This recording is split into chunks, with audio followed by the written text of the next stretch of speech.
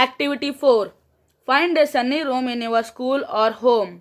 Close all the doors and windows with curtains pulled down to make the room dark. Now open the door or a window facing the sun just a little in such a way that it allows sunlight to enter the room only through a slit. Look carefully at the incoming beam of sunlight. Do you see some tiny shining particles moving in the beam of sunlight? What are these particles? During winters, you might have observed similar beam of light filter through the trees in which dust particles appear to dance merrily around.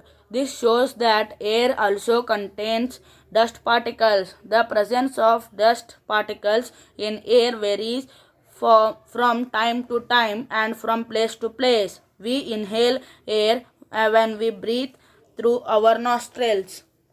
Fine hair and mucus are present inside the nose to prevent dust particles from getting into the respiratory system. Do you recall being scolded by your parents when you breathe through your mouth? If you do that, harmful dust particles may enter your body. We may conclude then that air contains some gases, water vapor, and dust particles. The gases in air are mainly nitrogen, oxygen, small amount of carbon dioxide, and many other gases.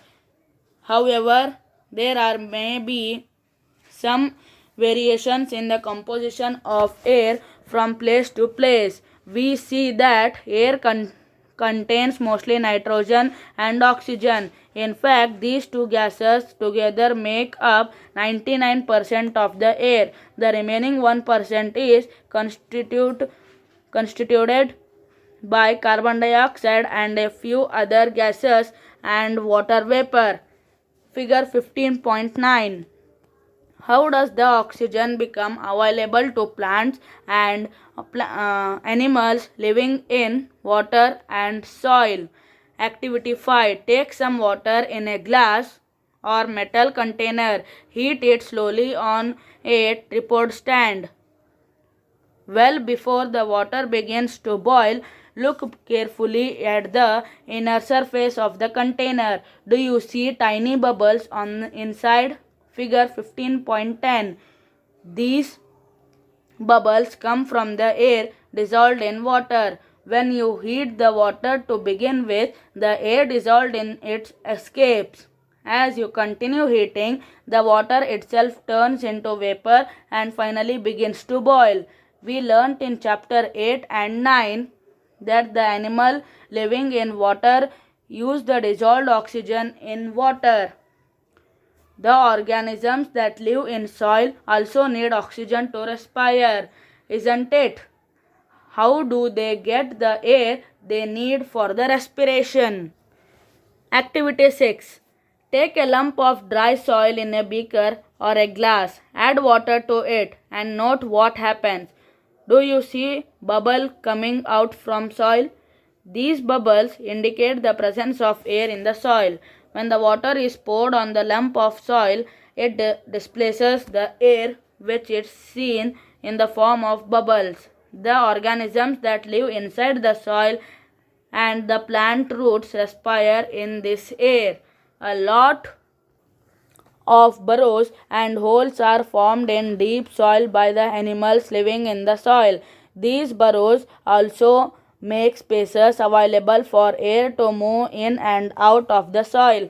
However, when it rains heavily, water fills up all the spaces occupied by the air in the soil. In this situation, animals living in the soil have to come out for respiration.